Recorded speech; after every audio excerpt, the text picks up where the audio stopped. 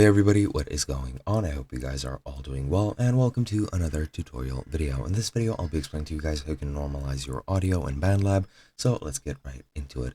Now, I'm not too familiar with what normalizing is, however, as much as I can gather, it is pretty much just modifying the region gain or the loudness in decibels of your audio, and I'll be showing you guys how you can do that, and sadly, you can only do it manually in Bandlab. However, it is not too difficult. Now, as you can see, if I click on the audio that I've recorded, and this is for the voice, and click on the editor down here, it'll open up this audio track, which I will then proceed to click to select. And here, as you can see in the bottom left, you can select your region gain.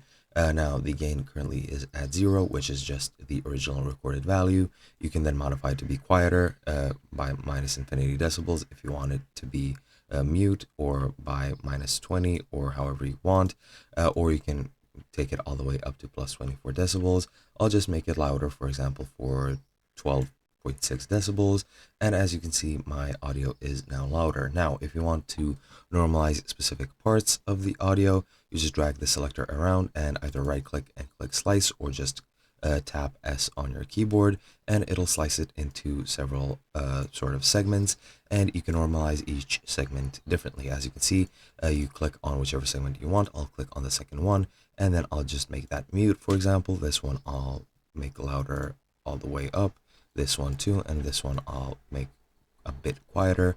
And yeah, that's pretty much all there is to it, and all you need to do. It is as simple as that, really.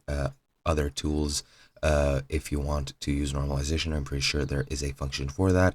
However, that is available only in Cakewalk, which is a PC program by Bandlab, so you can check that out as well. But this is pretty much it for Bandlab Online. Hope you guys enjoyed, and I'll be seeing you guys in another video.